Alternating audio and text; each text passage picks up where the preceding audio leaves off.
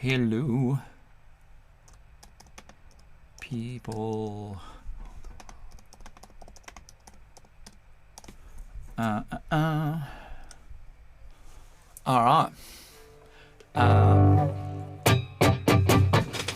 right. I think I'm live, and I think things are rolling. Okay. Oh. Turn the sound down on my iPad. I just started a little bit early, just having some technical funky things going on at the moment with one of my computers, but that shouldn't be enough to cause any major dramas. Hey, bro. Yeah. I can't hear you out of the TV for some reason. It's on your end. I can hear it through my iPad. Oh, okay. Yeah. All right, muting. All right.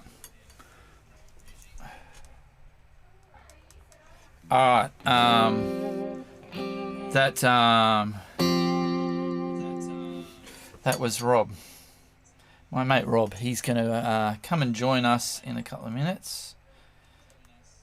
Cool. I'll just wait for some people to join. Can you hear me okay now, Rob? All right. I'm assuming that's yes. The wonders of the interweb. Lek, how are you? Hope you're having a good day. So I'm just going to noodle over a track for a little bit till we get some people joining in. We've got a couple of people watching at the moment. So yes, I'll just have a bit of a noodle over a song. Goes for a couple of minutes, and then we'll have a bit of a chat with my mate Rob.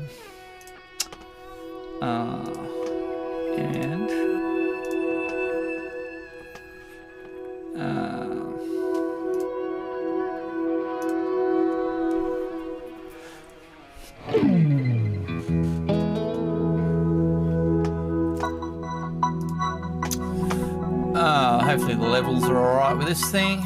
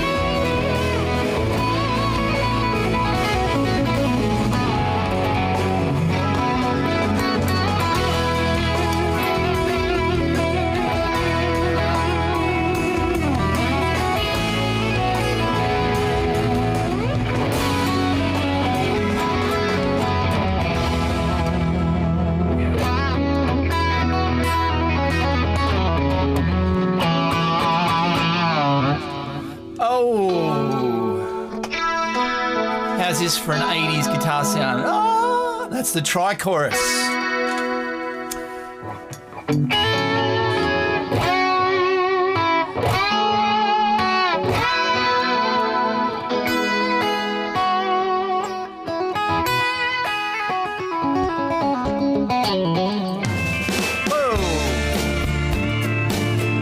Yeah, that wasn't supposed to happen. Too funny. Too funny. Alrighty, cool. I'll switch back to this camera here. Welcome, peoples of the world. Welcome to the Zoom. If you haven't heard that song before, that's a one of my few and far between original instrumentals. It's called Overcome. If you look on my YouTube channel, you will find it. Cool. And that had that amazing tri-chorus sound that and I recorded that back with the Axe FX back in my Axe FX days. So yeah, all those cool chorus sounds are from that. So if you own an Axe FX for one of those Fractal products, you should be able to get that sort of tone happening. Really cool. So so today I've got one of my mates joining me via Zoom. He is waiting online at the moment for me to key him in. And apologise for I don't have the chat thing happening in the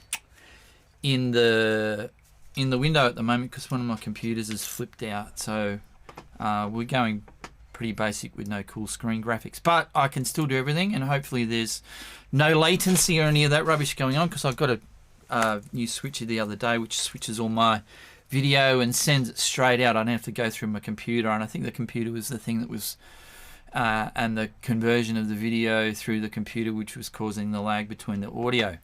But yeah, so what I might do, hopefully if my button presses work all right, I'm going to bring in Mr. Rob Green up. Rob, can you hear me? I am, yes. Cool. And I think we can all hear you. Can you just talk for a sec on your own, Rob? Check 1, 2. Yep. 2. All right. It's all looking pretty good, sounding pretty good. Thank you. Yeah, I like your haircut. It's a COVID haircut going on. Yeah. Yeah. Yeah. A little ponytail going on here. Oh, you got a man ponytail happening. You had that happening last time I saw you, I think, but it wasn't as long. I reckon if you shaved all of your head like around the side and the top and just left the rat's tail, I reckon that would look very rock and roll. Oh, well, yes. I don't know. If I shaved my head, I'll just go bald completely, I think. And what's wrong with that? Well, nothing. That was a faux pas, wasn't it? I remember those old kung fu movies where some of the bad guys would have he'd totally bald and he'd have the rat's tail hanging out the back. That's the back, yes. Yeah, yeah, and the good kung fu guy would get the rat's tail and swing him to the ground. Yeah. So if you ever got any fights, you've got to be careful of your ponytail, Rob. Yes, that's true. Yeah, I'm not a fighter. So I was talking for everyone that's watching, I was talking to Rob throughout the week, and I thought it's just something that I thought I sort of get asked from adult students all the time, and that's obviously about improvement. And that I think that's obviously, if anyone's going to any lessons for guitar, they want to see some improvement in their skills. And I was talking to Rob about some different things that have an impact upon not only adult students but younger students as well in their improvement. And the three main things. Hang on, I'll pull up the text message. Rob, do you remember what I said in the text message about the 3 points? Oh yeah, I've got it here. Do you want to? So it was intentionality and focus. That was the first thing. The second one was pressure and testing of some form or accountability. And 3 was measurement of your progress. So, Rob, did you have any thoughts on on those three points as a whole thing, or should we just dig into the first one?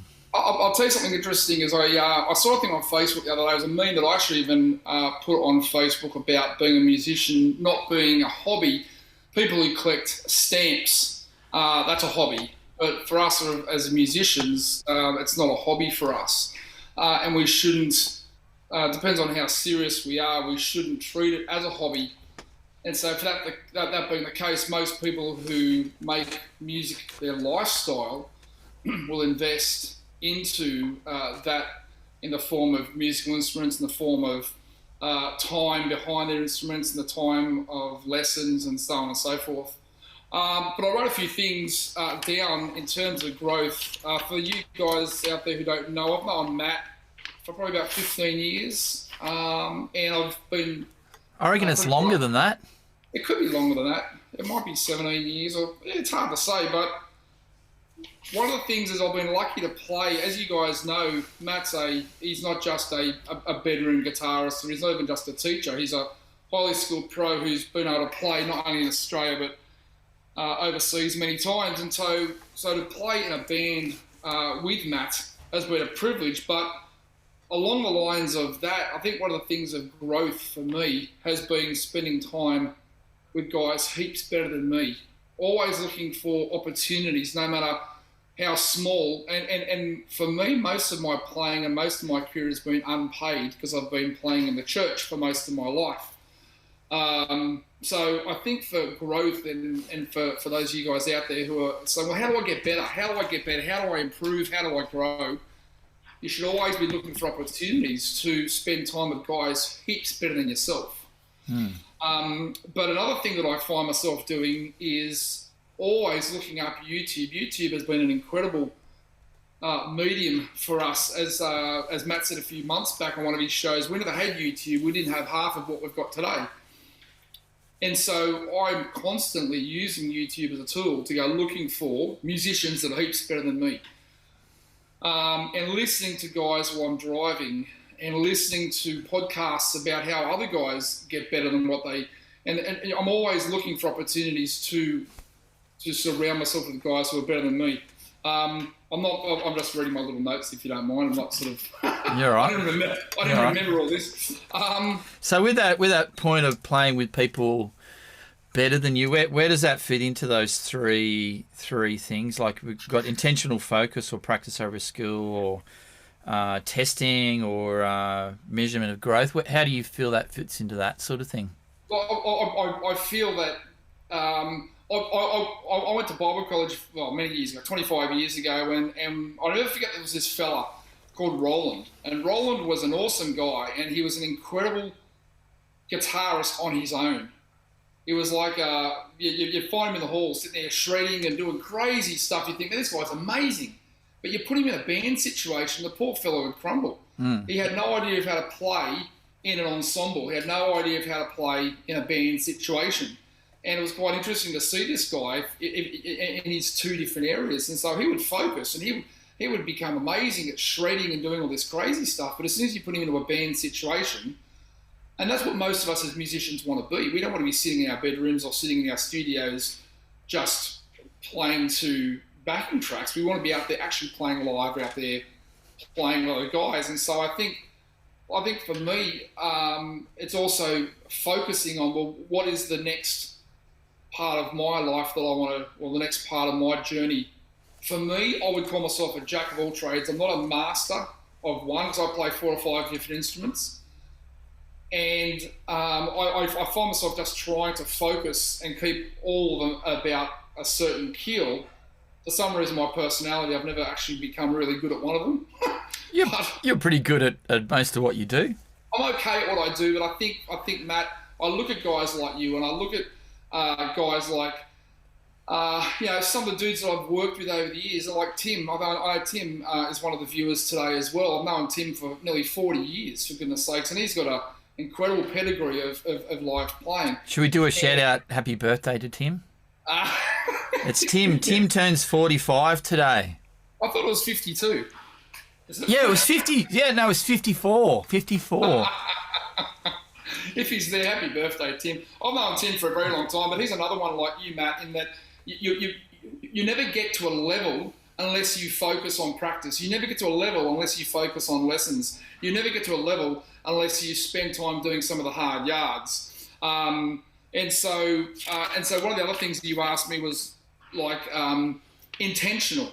So for me, as I was talking to you just before your show started, that every week, either of my own volition or with another friend I work with, we come up with a goal. So every week we come up with a project. What's the next song we're going to record? Yeah. What's the next song we're going to work on? And so sometimes he'll send me a guide track with just guitar and vocals on it. He'll say, Rob, can you throw bass drums and a backing on it? Or can you throw a sax line or whatever? And so I sort of have to focus on getting that new song out. Yep. And it continues to keep my skills up, you know. So if there's anyone out there who says to themselves, well, how do I improve? How can I stay focused? Well, it's probably good to spend time with guys who can push you as well. And it might even be someone saying, well, can you throw me a 3-track or a 3-chord track so I can noodle over the top as well? But because we are hobbyists, yep. we're passionate musicians, we should always be looking for that opportunity to push ourselves mentally as well. I believe. I think sometimes we can beat ourselves up and think, well, we're not really improving. But if we see guys who haven't seen us for a while, I mean, like you just a moment ago, Matt, with a very kind comment of, well, I'm not too bad at what I do. I mean, I didn't say you were too bad. I said you were good at what you do. Oh, well. Keep playing it down. Well, no, I am. I'm trying to be as, you know, as nice as humble as possible. Yeah, yeah. Well, absolutely. Yeah, you yeah. know, I mean, like, look, I'm guessing one of the classic things for me was I had this dream about 15 years ago to be a sax player, and I'd only ever really been known as a drummer. So I've been drumming since I was 13, and I'm 49 now. So, but I had this dream some years ago to be a sax player. And a friend said to me, man, sax is not an easy instrument. It's not just, you just don't pick it up and play it tomorrow. You're going to have to put a lot of hard work into this. And he says, you're going to probably have to put 2 hours a day in for between 6 and 12 months to just really find where your fingering is, find your breathing, for everything else. And so I did that. Yeah. And so for nearly a year, and that was 8 years ago, and you knew me before I could play sax. You knew when I was playing really crappy notes, and look, I'm no Andrew O. Yeah. You know, but I'm no David Cos or Kenny G or whoever you like. But certainly I can hold my own as a sax player because I put those hours in worth of practice, and that was intentional. I was focused on come home from work, 2 hours of practice. Didn't turn the television on. Didn't read the newspaper. Didn't get caught up on multimedia or social media. I just practiced my instrument for 2 hours a day. Yeah, yeah. And you did that like every single day for how long was that? It was a year. A year, yep. Yep. So, and whilst I still had a family, I still was running 2 businesses. It was still something that at the time, my family knew that I would come home and I'd lock myself in the studio and they would have to listen to me, but they were kind enough to let me do that. Yeah. But I had a one of my students say to me, "Oh, I should on your segment do a segment on how do you practice your instrument and still stay in a good relationship." And I said, "Man, when I stumble across that key, I would try and utilize that one because I think it's a hard thing when you're investing so much time. Obviously that has an impact upon relationships and all that sort of stuff. And yeah, but you know what it does? It does, and I know that my partner Jen is watching this as well, and she's a musician, she's a singer as well. But I think it's really, really important that whoever you end up marrying or whoever you spend time with, they know that music is not just a side hustle. Yep. Music is not just something that I do in my spare time. And so sometimes, because I'm not in this room that you see here is not a soundproof room, it's just a lounge room that I use to play. And so when I play my instruments, the neighbours can hear, everyone can hear, and we've got a 3-month-old baby here as well. Yeah. But shout out to Jen. Thank you, Jen. She's really awesome in that she allows me to have that time, and I'll do a lot of recording here, and your family around you does really need to be supportive in to help you move forward. You know? Yeah. Oh, it's very important that you got that support there from people. Yeah. Absolutely. So, like going back to your time when learning the saxophone, intentional focus. Like you said, you focused your time. And it was obviously some mental focus involved in when you were having to learn your chops and your scales and stuff like that. Was there any other things that any things that you thought help keep you on track? Because obviously there would have been times when you came home from work and you go, man, I'm just dog tired and I couldn't be bothered. What sort of things did you use to help motivate you through those times? Look, I'm guessing because I am focused in a lot of areas of my life, irrespective of whether it's an instrument or not. I think if you lose a day to not practicing, that's one day less before you get better at what it is that you want to do.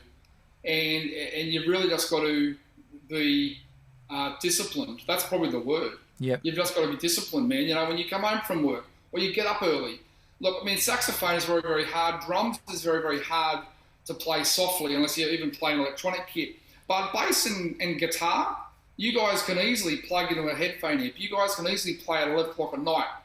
And so there's really, if music, and certainly because this is a guitar show, if you guys are really passionate about moving forward and you guys are really passionate, even at your level, Matt and Tim, that you guys are pros, you've still got to keep practicing. Yep. And I remember one of my very, very close business mates once said to me, even the top sportsman of the world has a coach.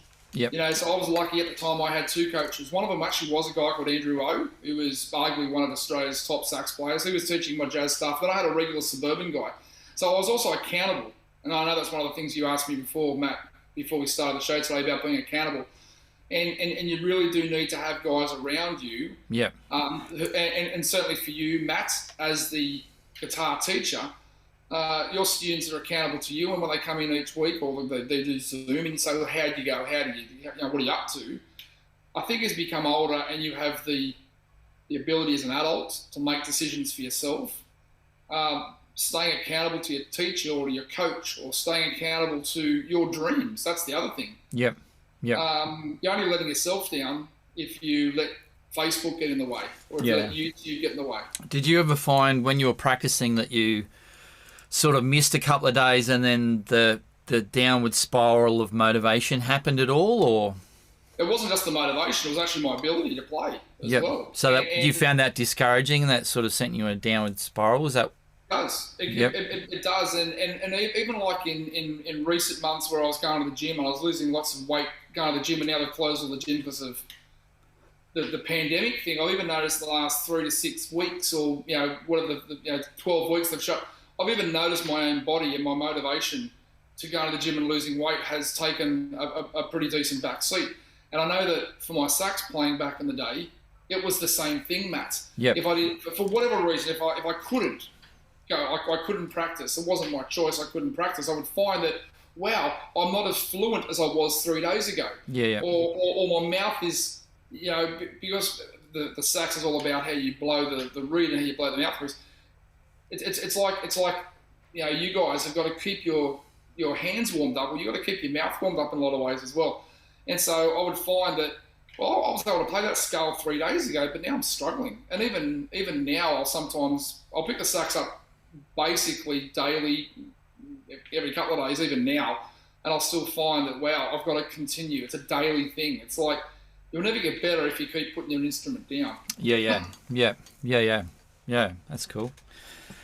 So was there any areas that tested you? Because like I said, I reckon the three things once again is intentional focus, pressure, putting yourself in a pressure situation which will test where you're at.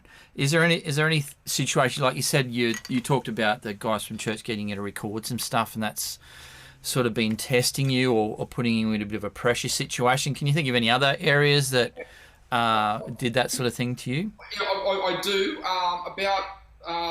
Everyone knows of this Hillsong. Maybe if you don't go to Hillsong, maybe you're a Christian, it's a well-known church in Castle Hill.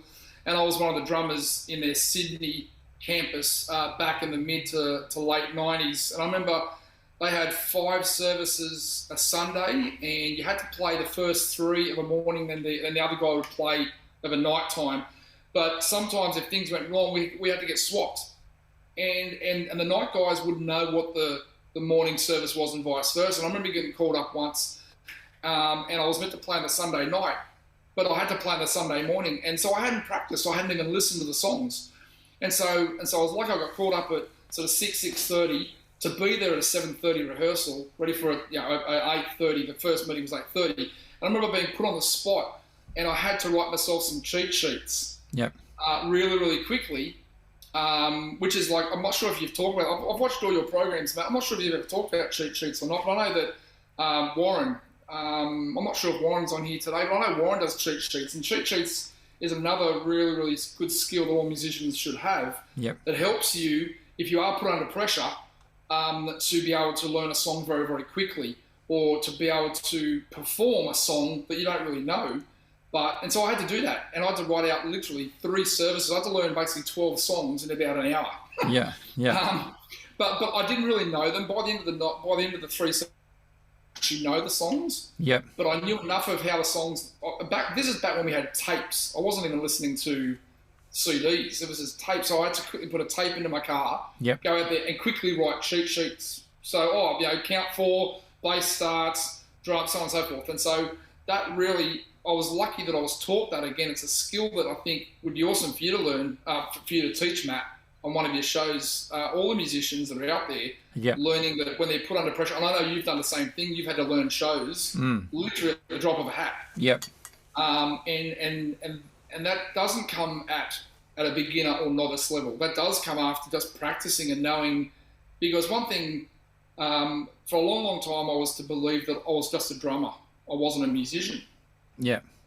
Until someone once said to me, no, you are, whether you're a percussionist, whether you play flute, whether you play guitar, you are a musician, and so you're expected to think like a musician as well. And so I'd encourage anyone who's out there watching this today that if whatever it is that you play, make sure you get your theory up. I know that Matt talks a lot about theory on these shows, and if some of it eludes you or if some of it scares you, get someone to teach you about just the musicology or the theory about what it is that we do, because when you are put in a pressured situation, you won't freak out because you have that music background to be able to quickly write a cheat sheet or quickly understand, like, as an example, my brother who actually played with Tim for many, many years. I remember him saying that we don't even write set lists anymore. We just call songs. Yeah. You know? And there's a lot of bands out there. Warren would be the same probably, where you play 3 sets a night and you don't even write the set lists anymore. You just call the songs because you've been doing it for so long. But it came from just doing it. And I think that's the other thing for me, is that I don't learn things easily. I think music's very much a memory. It's full of maths and memory, I've convinced myself. Music is maths and memory.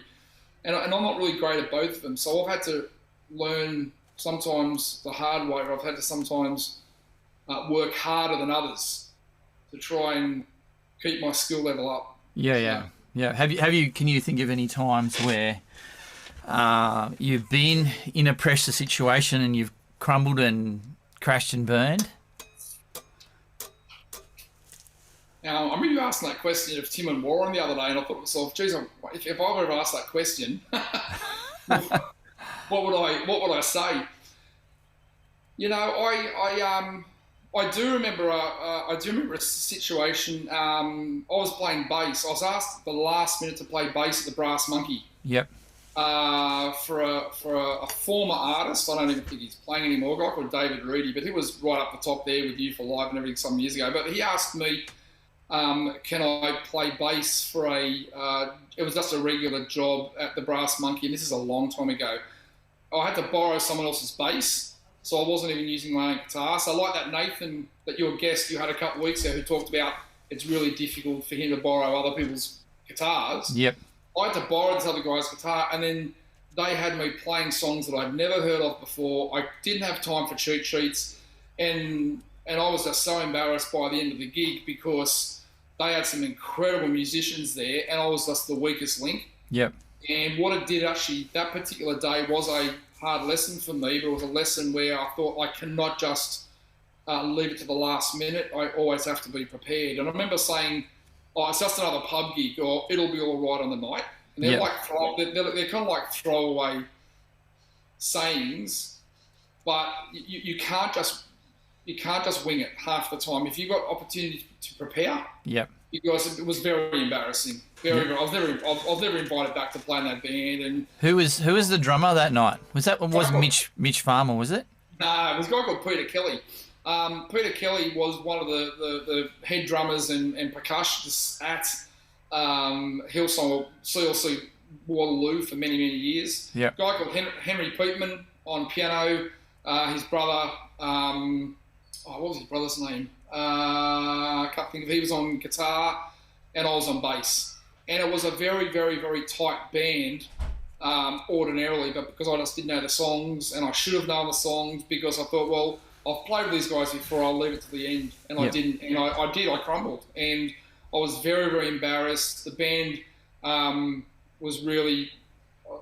band didn't do that great that night. I think the crowd probably enjoyed it, but I played a lot of wrong notes, and I was just very, very embarrassed, which basically just taught me the lesson that I need to be prepared before a job. Yeah. There's probably been heaps of times where I've crumbled in under the pressure of not preparing properly, and yeah. Look, and as Warren would probably agree, on drums you can wing a lot of it because you're just playing rhythms. Yeah. And certainly if you're just playing rock songs, you kind of can get away with it. And worst case scenario, you just play four on the floor. Or worst case scenario, unless you're playing some Tommy Ego sort of nutty sort of jazz Latin thing, as drummers we kind of can sort of get away with it if we were ill prepared. But for every other instrument, you really need to be prepared. So if you know you've got a gig coming up, if you know you've got a recital, even if you're playing a duo in a small cafe, you just need to be prepared. Yeah. That's cool. So Yeah. How you like going to the third point of measurement or of your progress? Have you sort of done any of that sort of stuff? No, but what I would say is that I've actually been mentoring or working with a guy who is the creative ministries director at the church I go to, and I've actually been mentoring him on kind of the sort of stuff we're talking about. In that, when as far as measurement goes, I think we should always practice with a metronome. Yep. Always practice with a click, no matter how long you've been in this game for. Always have a click behind you. Now, I watched your practice session the other day. Yep. On Wednesday. And you're a 35, 40-year veteran of guitar, but you still practiced with your metronome. Yeah. So in terms of measurement, in terms of testing how I've improved, I've been working on, when I do these recordings to these guys, making sure that I use my metronome, making sure that the sort of skills that I've had to learn that I'm passing on to them as well. And I think it's a good thing to have. You shouldn't just hold on to all this information yourself. You should pass it on to others. But what was the question? Is there been ways you've measured your progress so you can see how you've grown? Because I'm a believer of that. It's like when you see your grandparents once a year and they go, oh, wow, Rob, Matt, you're growing up so much over the year, because they haven't seen you for that period of time. But if they were with you every single day of the week, they wouldn't notice the growth that you've unless they measure you in some way. And I reckon it's the same with our music. Often we don't see or perceive the growth unless we can reflect back to a period of time where, okay, back in 3 months ago, this is how I used to play this song. But now, after the second recording, I compare the two, and I can hear the improvement in that. Well, a good example of that is because the pandemic, and me and Jen had just moved into a new place. I decided to get all my instruments that were in storage, and I started to do some recording.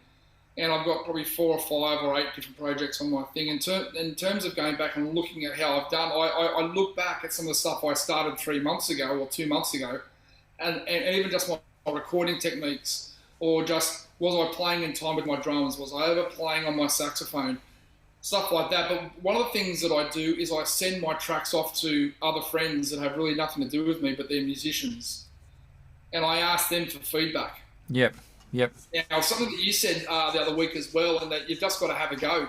you've just got to, you're humming or lowering, you're trying to do your song last week, and you didn't care if you were embarrassed or not, because you've just got to sometimes give it a go. Yeah. And so for me, in terms of me measuring, sometimes I will send my songs off to others to have a listen to, and I'll give them permission to speak into my life. And I'm happy for someone to say, hey, Rob, look, that's probably not as good as you think it is, or Rob, you need to work on that. And sometimes the only way you can measure how well you're improving is by having others give you that feedback. Yeah, and I think too, like with that, asking for honest feedback, because not a lot of people like to give it, unless they're a certain type of personality that will just put it out there and be brutal with it.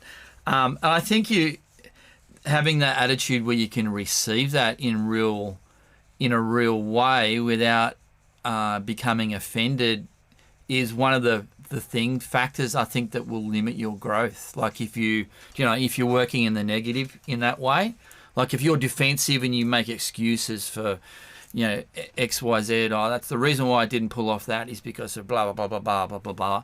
I think that attitude is hard to find with a lot of people, because a lot of people feel the need to be defensive about what they are, or they think it's a personal attack, or and some of that is because look, everyone has this protective mechanism over themselves. No one likes to be told, "Oh, that sounded hopeless," or no one likes to be told that was horrible. Yeah. But I'd have to agree that you can't go asking everybody, because sometimes those people won't act in in an honest way. Yeah, or sometimes I can ask you, Matt, what do you think? And you've even said to me in the past, that sucks. Yeah.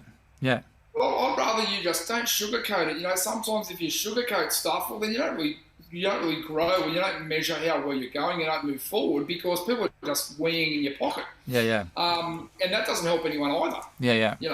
But on the other hand, I don't want someone just brutally crushing me, and I'm okay.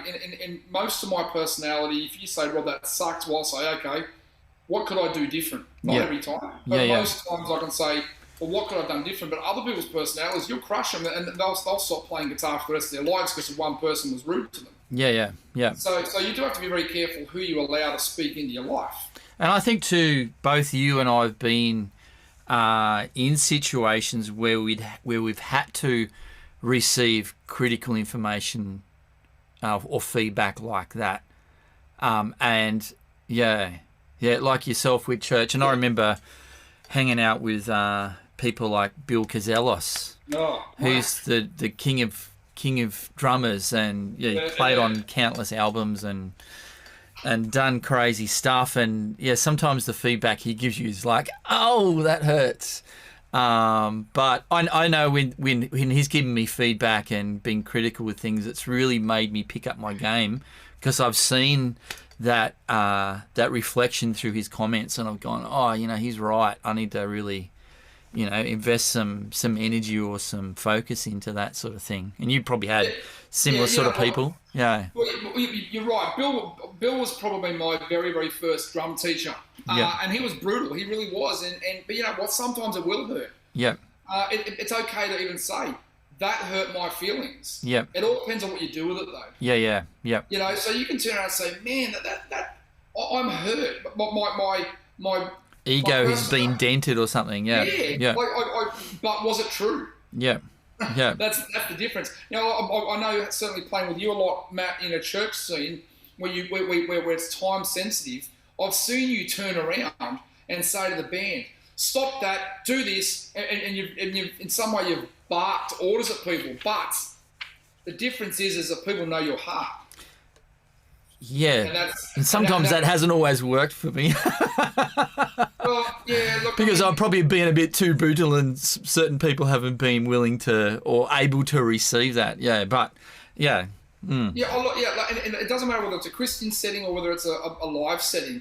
And certainly I know that like guys like Tim who have played out on the cruise ships and that sort of stuff. Now, if the head sound guy or the head producer had turned around him and said, "Dude, that you've got to drop this volume, you've got to change it, you've got to change it," you've got two options. You either just receive it and move forward, or you argue and never move forward, and you argue and never grow. Yeah. You Yeah. know, and sometimes the advice will be true. Yeah. Yeah. But you've also got to be very careful who you accept advice from as well. I mean, I'm very, very careful who I receive advice from. There's always a punter who's going to give you their opinion. Yeah. Some idiot out there that thinks they know better. Than, yeah. Like the punters in the pubs who have got opinions, and half the time they're drunk doesn't mean they're right. Yeah. Yeah. They're just an opinion. Yeah. So, like, it's an old saying, you should always spend time with those who have been before you. Yep. So I would sooner have someone like yourself, or even Bill Kozelas or Mitch Farmer or some of these guys I've been privileged to play with, because these guys are at the top of their game, and they will say stuff to you that may hurt, but if you can receive it, maybe it might be the best advice you've had. Yeah, yeah. I remember that song. No, not that song. That movie, Whiplash. Have you seen Whiplash? Oh, Yeah, that music instructor. If you haven't seen Whiplash, go and watch Whiplash. It's probably on Netflix or one of the streaming things. But yeah, that the instructor because it was a set in a music college or some American music college, and the instructor or the lecturer that was so brutal. Yeah. But yeah, that. The problem with that is that he nearly went too far to the point where the guy then had a mental breakdown. Yeah. And from there, you've also got to be very, very careful. And I know, look, for me, people will often say to me, it's not what you say, Rob, it's how you say it. Yeah. And the sad fact is, for my personality, is because I can receive fairly hard news, I just expect that everyone else can as well. Yeah. And so for me, it's tough, because sometimes I'll turn around and because I run a small electrical business, I've had apprentices, and I'll sometimes rip them apart thinking that they can receive the same thing. Sometimes they can't. But, I think you've just got to hang around with guys who you trust. Do you trust? Has that person got the runs on the board? Yeah. Has that person been around the traps? Has that person done the hard yards? Well, have they? Yes. Do they really care about me? Well, I think they do. Yeah. Well, I'm going to listen to what they've got to say. Look, I can't play guitar to save my life. I'm a bass player, but I'm not a guitarist. But I certainly, when I'm doing sound, I do a lot of sitting behind live desks, and I will say to a guitarist, I don't care who you are, if I think your guitar's out of tune, it's out of tune. And more often than not, they'll go, oh yeah, you were right. Yeah. And that guitarist at that point has an opportunity to turn around and say, well, yeah, maybe was I out of tune? Or am I going to take offence because now I've been embarrassed? Yeah. So it works both ways, not just for receiving, but also for giving. Yeah. Giving information. Definitely. Yeah. So one of the questions I'll ask your viewers is, why do we tune in to Matt's program every single Sunday? I've watched it from the first one, never missed one. I'm not a guitarist, but I'm here to learn. Yeah. I'm here to extract information. I'm here to learn about recording, and I'm here to learn about all sorts of stuff, and some of the information I haven't understood. But I'm here I'm like a sponge. Yep. I'm here to try and what can I learn from Matt? What can I learn from Tim or Warren? Or what can I learn from Nathan? Or some of the videos that Matt's put on there. Always looking for opportunity to get better than what I was yesterday. Yeah. It definitely comes down to having the right mental attitude and approach to what you're doing that determines your growth, I think. Yeah, definitely, 100%. Yeah. You're right. But it also comes back to what I said 15, 20 minutes ago, is that we can't have the attitude of, I'm just a bedroom player. Yeah. I collect stamps, I collect bottle caps. No, I'm a third generation musician. My brother and my parents have all had professional training and have played at certain levels that you can only get there from making this a lifestyle. Not just practicing around the campfire singing Kumbaya. Yeah. But there probably are going to be people that are either watching this at the moment or will watch it in the future that do consider themselves just a bedroom player. But I think music always goes beyond the hobby. Whether you play in the bedroom for the rest of your life, or if you get out and play on, whatever platform or stage that you play on, I think musicality is something that goes beyond, the stamp collector or the coin collector or. And you're right, because I don't know all your viewers out there, and if there's anyone there who just absolutely enjoys pulling out their acoustic and playing 3 chords and it makes them happy, well then that's absolutely brilliant. Yeah. That's awesome. That is absolutely awesome. Because you know what? There's a lot of people out there who say to themselves, they get to 60 and say to themselves, I wished I'd learned how to play an instrument. Yep. And today's the right day to start learning. Today's the right day to keep improving. So it doesn't matter what standard you're at. Always have that passion of, don't put the guitar on the case, put it up on a stand. Have it out so you can get to it all the time. That's why all my instruments are out. Even my sax, I'm not sure if you can see my sax up there. It's just sitting there, waiting to be played. There's a piano there, there's a drum kit there. Because, again, sometimes you'll talk yourself out of, I don't have the time. I can't even be bothered unpacking my instrument. Yeah. Well, I'd encourage you, keep your instruments out. So as you're walking past them, you pick one up and just have a strum. Yeah. Having it at the ready I reckon is really important. Yeah. Look, I mean, from a saxophone point of view, I really shouldn't have a reed sitting there that hasn't been wetted and hasn't been, but even then I can just pick it up and it'll still sound okay, because sometimes you will get busy. Yeah. And sometimes it's just nice to be able to walk past a guitar or walk past a piano and just have a tinkle. Yeah. And even then, I would argue there wouldn't be many households that wouldn't enjoy some form of music from someone. You know? Yeah, definitely. Even if it's just a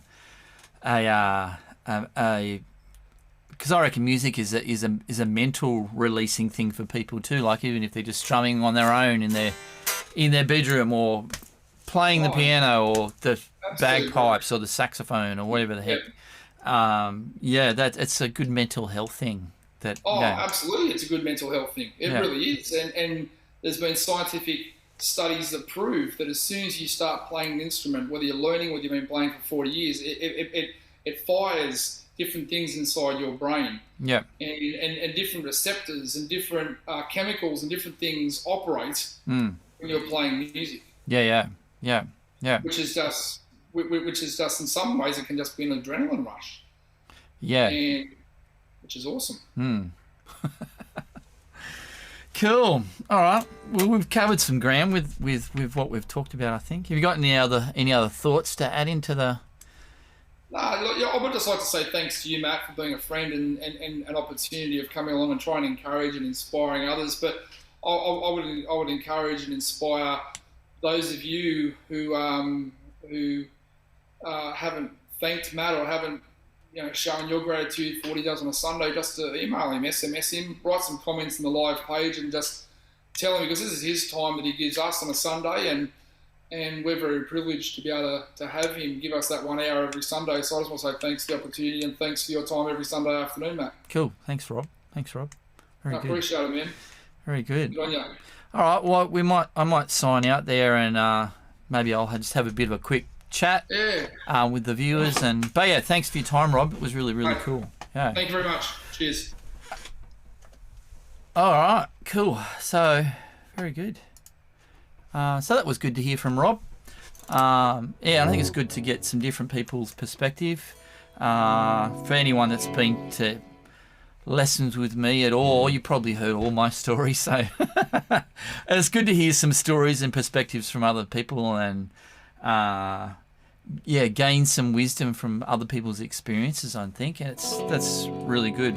I really like what he was communicating. Valuable man, Rob. He's one of my good mates. So yes, thanks, Rob, for coming on.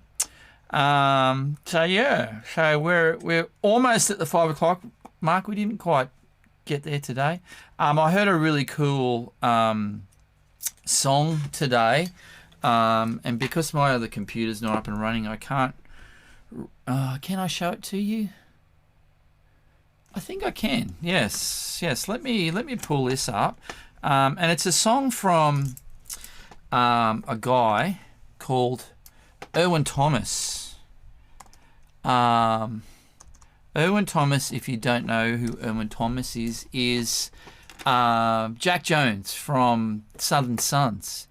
And he released this song on Facebook. And I'm just trying to see if I can load it up because I might be able to share it with you here.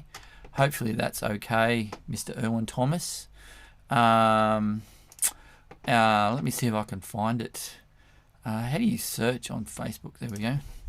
Sorry, this is sort of a spur of the moment thing to add in. But I thought this was a really cool song. It sort of asks a cool question of how we're going. Because it's a bit of a trying, taxing time at the moment. And Rob, no, it's not Heart in Danger. Let me see if I can find this song. I saw it today. Oh, where are you? Where are you? I'm on Erwin's page, but I can't see the damn song. Oh, hang on. Shane shared it, so hang on, let me try again.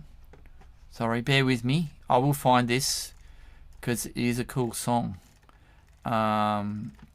Erwin or Jack lives down in Melbourne, and obviously they had some protests the other day, and it's not good stuff because people got hurt on both sides of the fence.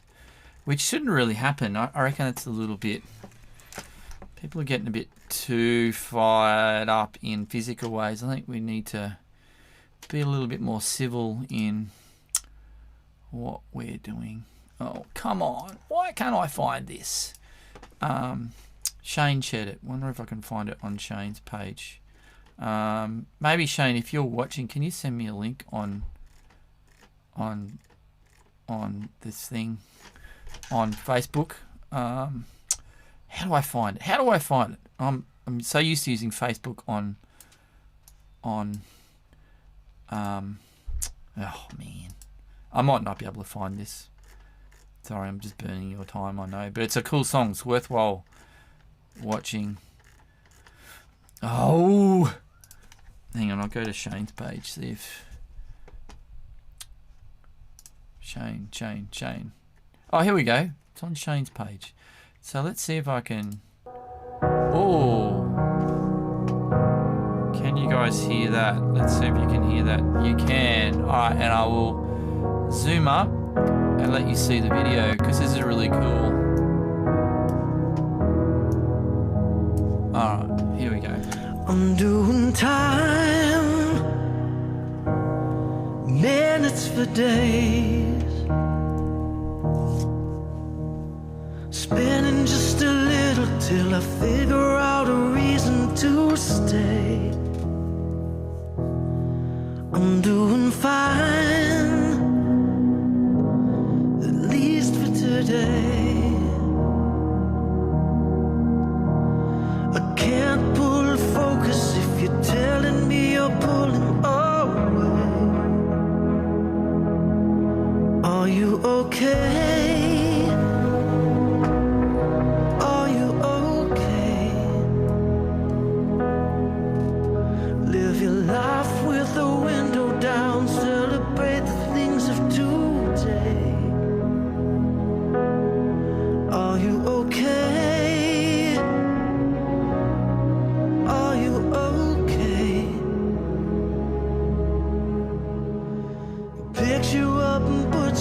So get back up and turn around. No, you know it's never too late.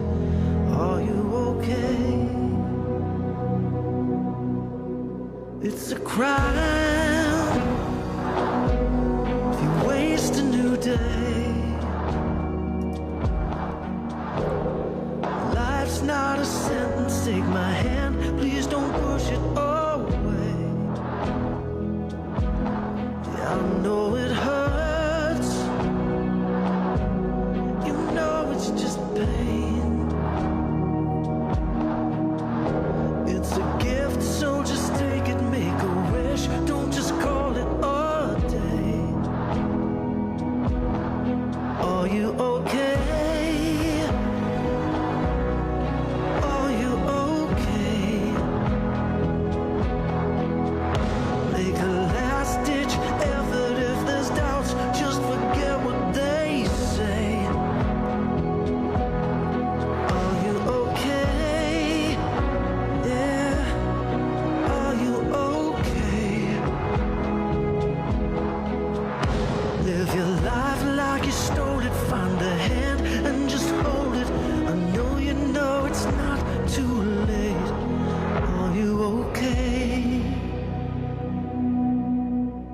not a lie if it fills you inside. Temptation is fleeting. Take a breath, don't give in to the slide. Choose a friend, feel free to confide. Own the words spoken. When it leaves you, you'll have nothing to hide.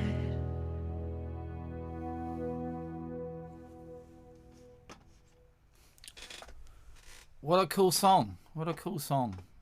Jack, Erwin Thomas, probably one of the greatest Australian musicians this country will ever see, I reckon. Brilliant dude. Shreds on guitar, shreds on vocals. Talent. So, yeah, thumbs up to Erwin Thomas. Check him out if you haven't already. How good was that song? Yeah, so that I think that sums it all up. Really, let's be looking out for each other. We will make it out of this together. Let's keep shredding along. And yeah, happy birthday to Tim. He's not 54. He's a couple of months younger than me. So what is this, September? So he's 1 month younger than me, maybe. Well, I don't know. I'm not good with maths. All right. So have a good rest of your day. Yeah, send me a message if you feel like there's anything we need to cover, or if you want to come on for the stream and have a chat about something, send me a message and I'll get you on and we'll sit here and talk and hopefully entertain some people along the way. All right, cool. Yeah, so have a good night and I'll catch you next time. See you guys. End.